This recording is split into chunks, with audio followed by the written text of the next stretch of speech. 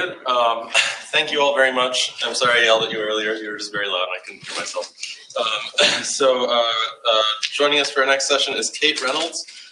Kate spent over 6 years working in higher ed in a variety of roles. Her work outside of education includes publishing, project management, and e-commerce management. Thank you, Kate.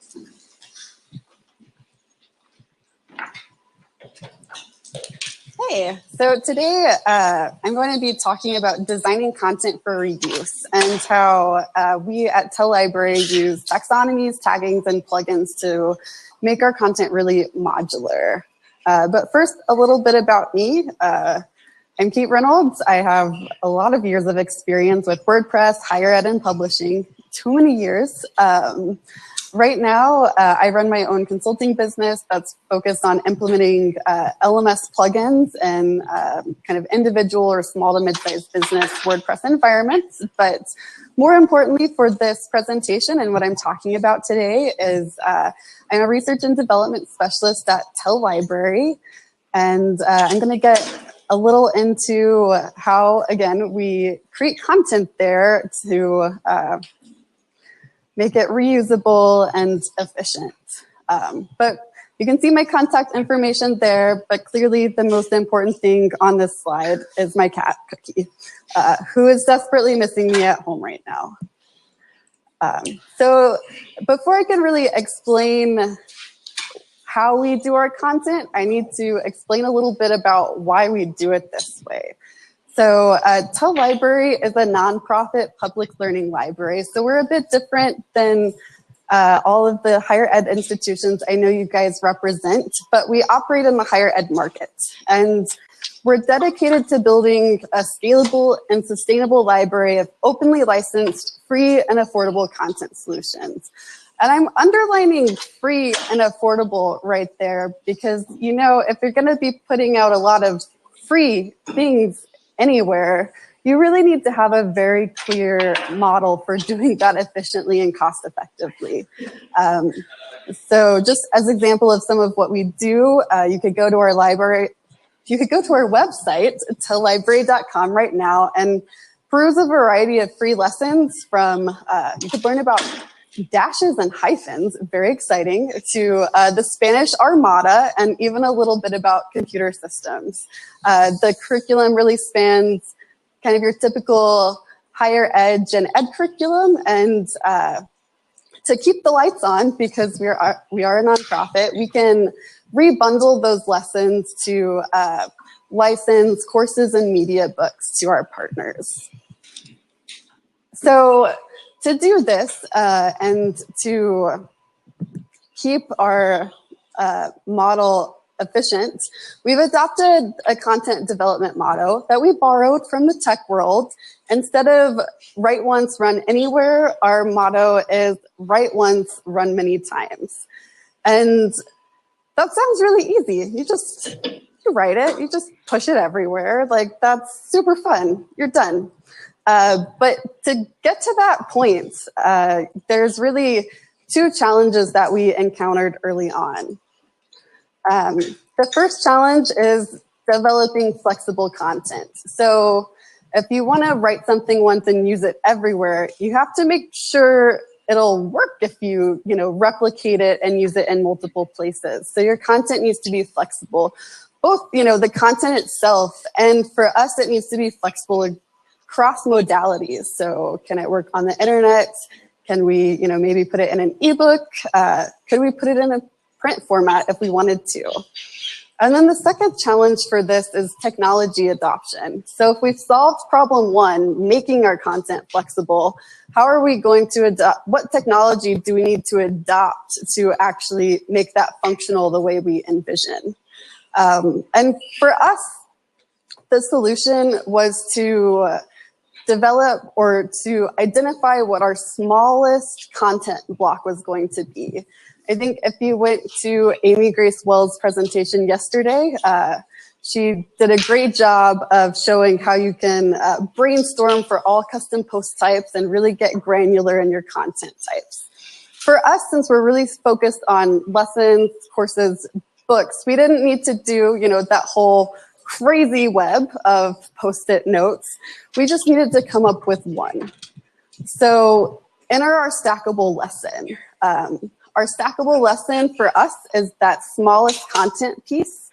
It's reusable, stackable. I could give you a menu of these. You could, choose 5 you wanted to stack together, and you could have fun with that. I should have brought building blocks. You could just play with them all day. But you can stack them together without them losing their learning coherency, because each of these blocks is an efficient learning block in and of itself. We base these lessons off of a template that's backed by instructional design. So each lesson takes a learner through contextualization, to next down, elaboration, to relevance, to agency, and then mastery. And now I'm not saying that you could stack any blocks. You could put blocks in a stack and it would all make logical sense. To a learner, I'm not sure going from US History 1, Lesson 4, American Government Lesson 2, and then Art History Lesson 23 would necessarily be a logical sequence. But even in that, imaginary stack I have on this slide, the learning efficiency would be there because each of the modules is backed that way. So it's, a small coherent learning object, or our smallest, content block. And so that was the first step. We came up with this stackable lesson, and so we have flexible content. Great. But then, the challenge is, how do we create those, and then how do we leverage them? And so for us, our content and production model is kind of this triangle, right?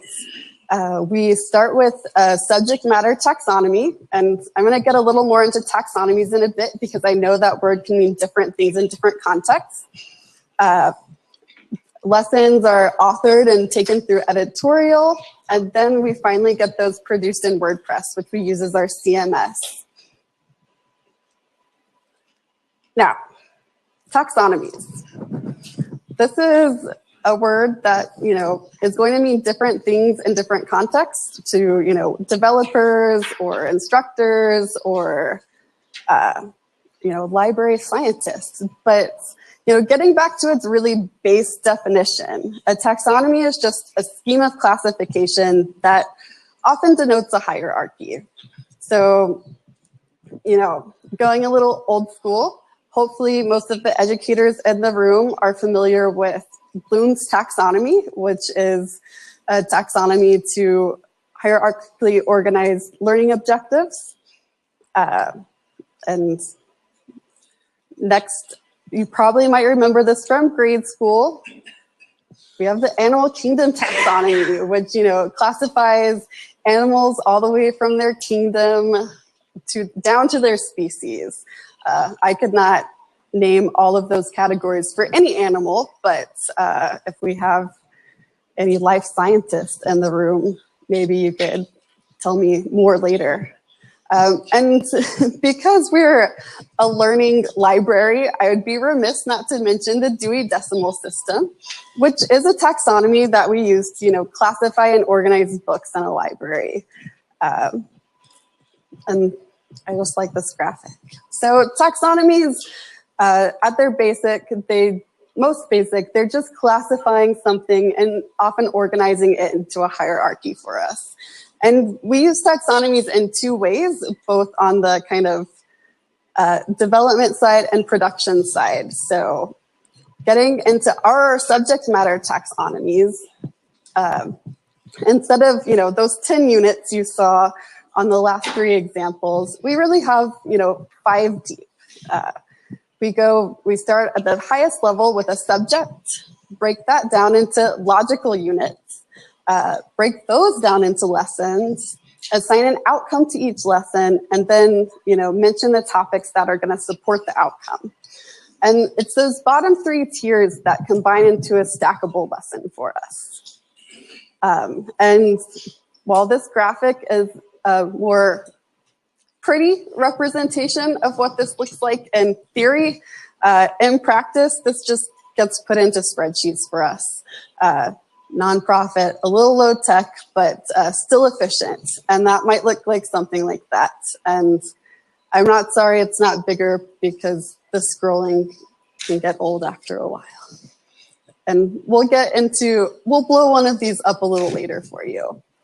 And so why do we use taxonomies in this way? It's a little old school, just like the spreadsheets, but they really give us three important things for our development process.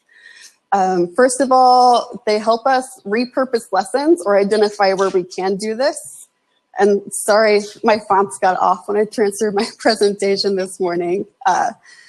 Two, they're going to help us distribute authoring for these lessons. And three, they're really going to give us a rich WordPress tagging structure when we translate this all into the CMS. So going into each of these a little more in depth, and hopefully not muddled fonts.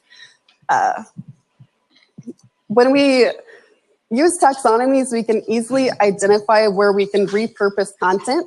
And I'm not going to say duplicate here, just repurpose. So in this example, and I'm sorry my screenshots have mice in them, we have two taxonomies. We have a history of Western civilization taxonomy and a literature in Western civilization taxonomy. And you can tell just from the fact that they both have Western civilization in the title that these subjects might be related. And so you can see here, just kind of taking a snapshot of each of them, that they both covered the Renaissance. One's talking about history, one's talking about literature. So they're going to cover these from different angles and want to say different things. But we can also see that in each of these subjects, we're going to cover historical context, philosophy, and cultural development. And so if we had maybe these lessons from history of Western civilization complete already, and we were working on authoring the literature and Western civilization lessons, we could give that content to our authors to give them something to start with, to recontextualize and work into how these lessons need to be made. Because starting with something when you're trying to get something done quickly is better than starting with a blank page. The taxonomies for us also allow distributed authoring. So in this last slide, you see, when we get to lessons here, there's one per line. And we can take each of those single lessons and give it to a different author. So if I had 100 lessons in a taxonomy, I could give that out to 100 different authors. Now, I probably wouldn't do that because finding 100 authors would be a task in and of itself. But theoretically, I could find at least 3 authors and give them 30 lessons each, which is going to be a whole lot more efficient than finding one author and getting him to do 100 lessons. So it just allows us to break up that load a better when we're authoring content. And probably what you guys are more interested in is the WordPress tagging structure. I started with WordPress many moons ago, and when I was a little baby, little WordPress baby, I tagged and categorized things absolutely willy-nilly. I did not have a plan in place, and if you looked at my back end, it looked messy. It looked like this, it looked like this bookstore. I have no idea what order those books are in, but I bet the owner would be hard-pressed to find something they were looking for. And I was very hard-pressed to find what I was looking for in my first sites long ago. But when we use that taxonomy and translate it into WordPress, it gives us a really clean tagging structure. So our backend will look much more like this, clean and efficient, and we'd actually be able to find our content once we get it in there. It's great to have a lot of content, but only if you can find it. So hopefully, I can say at this point, taxonomies are cool, bow ties are cool. And because of this, we think information science is pretty cool. And that's not just because our chief technology officer used to be a librarian. But getting more into WordPress, because I know we're here at WordPress Campus, and it's probably a little more interesting to you. This is where we get into taxonomies in a different sense, because WordPress has its own taxonomies, which are just ways to organize posts and pages and custom post types. And so with your WordPress core, you're going to get tags and categories. And so when we're translating our subject matter taxonomies, we can easily make those, subjects, translate those into some logical categories. And then all of those little IDs you saw were tags. And that helps us keep our content really organized and clean. But when you're a lesson library and you do have a librarian on staff, you are going to, someone eventually is going to want to get a lot more in depth with these. And again, we're a learning library, and we have lessons, we have courses, we have media books. So we ended up adopting LearnDash to help us with some of that functionality. And there are a lot of great LMS WordPress plugins. We picked LearnDash for our specific use case because it's out of the ones available, it gives you the most custom post types and the most taxonomy types. And granted, with a good web developer, you can create your own custom post types and your own taxonomy types. And that's a really good way to go about it. But for us, we didn't go that route. LearnDash kind of took care of those needs for us. It gave us 6 more ways of organizing our content, which we use in a myriad of ways. And I'm not saying this is the most logical thing ever. We might be, after attending some presentations yesterday, advanced custom fields may be a better way to go for some of this, but this is our first iteration, so what we have works at the moment. So we're able to tag our lessons with authors, we're able to show if something's catalog or non-catalog, and then we're able to show kind of what type of product something is. And it's a lot of tagging. It's something our production team complains about a little bit until they have to go reuse the content, and then they're really happy they did it. But it's really this deep tagging on top of having really organized content from the get-go that's going to enable us to do cool things with the content once it's fully produced and into WordPress. So the 2 big things, and again, sorry for the poor font conversion, that we need to do for us personally once we get our content into WordPress, we need to move our content across multiple sites. And I'm guessing that a lot of you with big multi-sites run into this from time to time. And for us specifically, we also need to replicate this content for multiple products, but I'm sure there's a lot of other reasons you can think of that you might need multiple copies of something.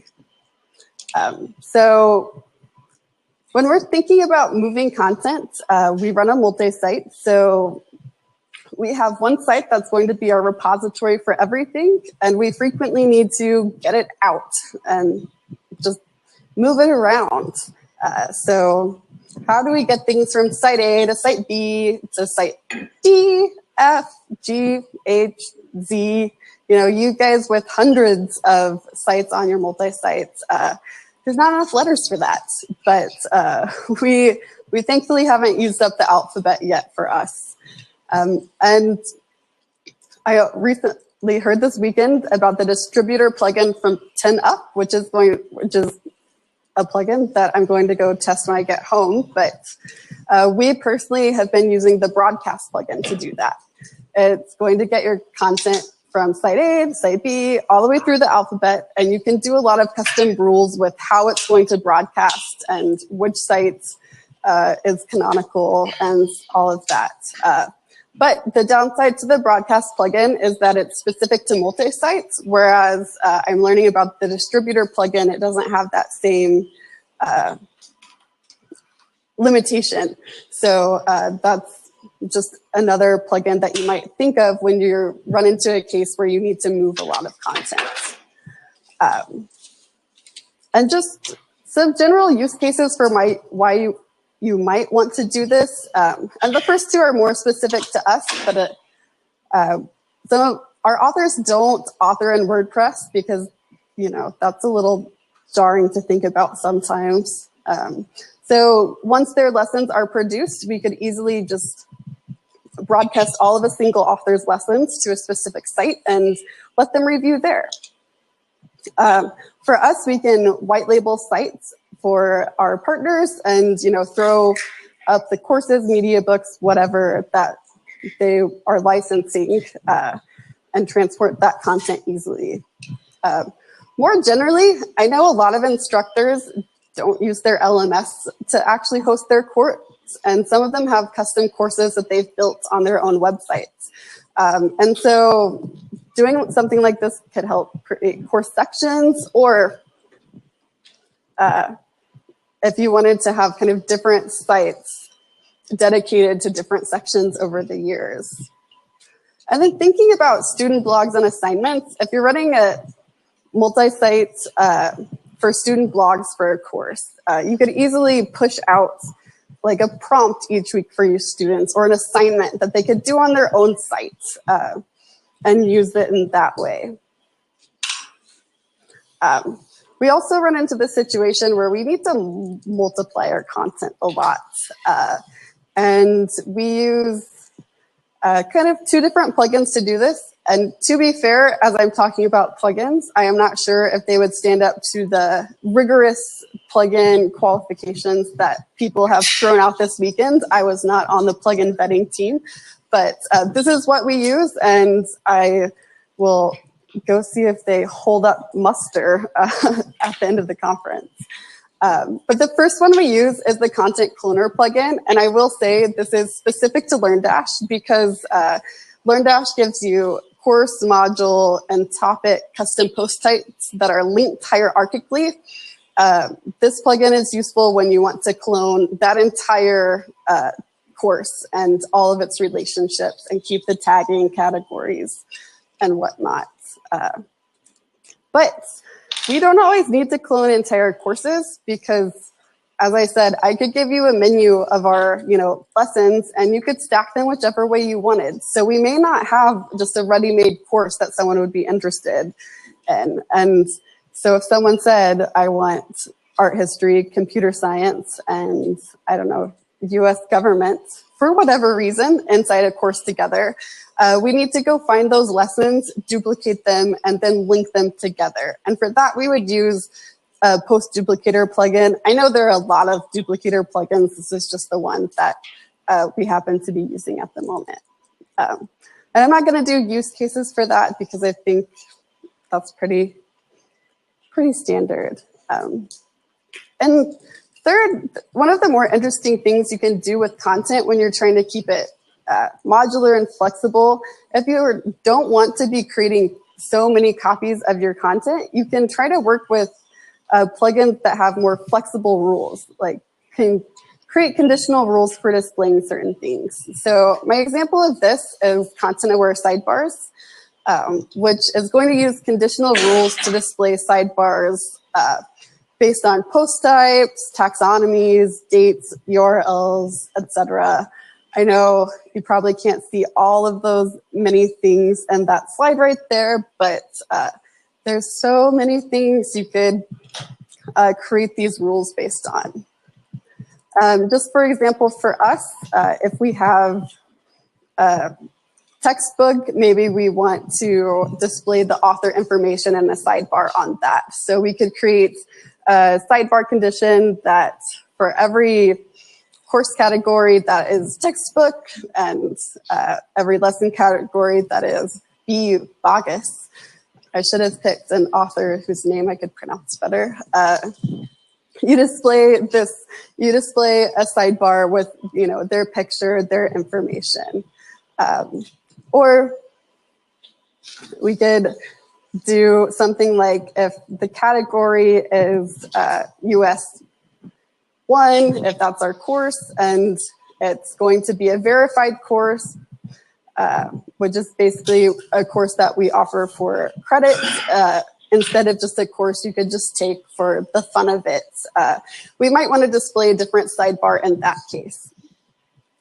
So again, the danger here, especially with sidebars, is that the more granular you're going to get, the more sidebars you're going to have to create over time. So general rule of thumb, keep it as broad as possible so you're not creating thousands of sidebars for your content, because that would kind of go against the whole efficiency bit. But it's just another way to keep from duplicating things and showing things in different ways. So in the end, WordPress plugins are really the pixie dust that makes our content fly. If I could have, I should have had an animation of like Tinkerbell flying across the screen, but oh well.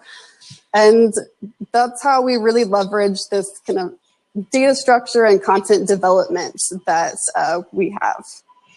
And I know this has been really specific to our use case. So thinking about how you might adopt this out and use it for your own instances. You know, thinking about write once, run many times. You just identify your smallest reusable content block. And you might have more than one. You might have many different ones of these because you have very large sites. But you need to identify those and think about what's going to be in them, what they're like, and adopt that content first approach that Amy Grace Wells was speaking about yesterday. Two, I clearly like taxonomies, but you need to create, if not a taxonomy, you probably need to write out some sort of organization strategy. How are you organizing your content? And how does it make sense? What is its relationships to each other? And how are you going to later organize and, you know, tag, categorize, etc. that in WordPress? And again, you guys can get more creative, advanced custom fields. You can make your own custom post types. You can make your own custom taxonomies. But how are you going to do that?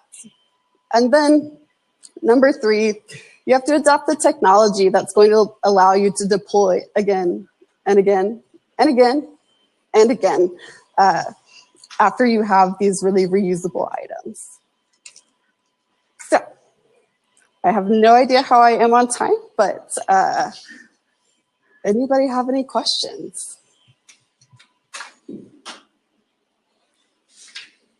We can also, you know, all get out for lunch early, which is no shame on anyone. Yeah. So thanks for your presentation. We use, so I'm a big advocate of WordPress on our campus. Okay. And I like all the librarians, but they're in a different department and they're super into metadata, as I am too, but in the particular library world of metadata. Mm-hmm. And so I'm curious, from your perspective, like people are really interested in Omeka, which seems great to me. I have nothing against it, but of course, you know, we have the hammer of WordPress and we can make it happen in WordPress, so we do. So do you have any like librarian-centric feelings about WordPress and the official metadata world of library metadata, and like, is it shoehorning it or is it perfectly good in your eyes and you don't need Omeka? Okay, I will answer this. I am not quite a librarian, so I'm probably going to, my sentiments will skew more towards probably how you feel, Yeah. Which is librarians are great. Sometimes they overdo it a little bit in my experience. And I think it's kind of like when you're working with any instructor, you're going to have to talk to them about it and really find a place to meet in the middle, which is not ideal, you know, on the tech side. But as you say, you can do it. It's finding that middle ground of what is really needed versus what they think is really needed and what you think is probably really needed.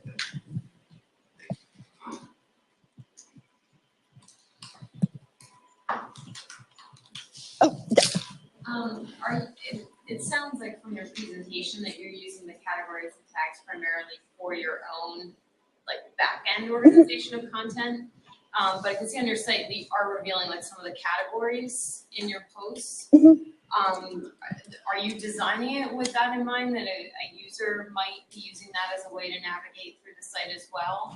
Yes. Or is it primarily backend? With the categories, we are, when we get outside of kind of categories, yes. So let me start there. We are with the categories because that's a useful place to help students navigate the learning library. And that's a good question because it's great to have everything well done on the back end, but for UX on the front end, they're going to need a little help. You know, you have hundreds of lessons, like how do you find something you're interested in? And we do try to keep the categories user-friendly for that purpose. So the plugin that pushes content out to multiple places, if you update it in the original spot, is it reflected in the other places? Or is it just like it goes out and it's marked? In that case, I think there's a function, like I said, we use broadcast, you rebroadcast. So as soon as you were done editing it, you just rebroadcast it, and that would take care of it.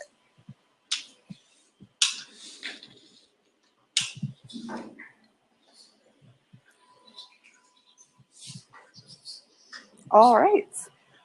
Well, thank you all for coming to my presentation. If you have any more questions, come up and see me, and I'll be around the rest of the conference.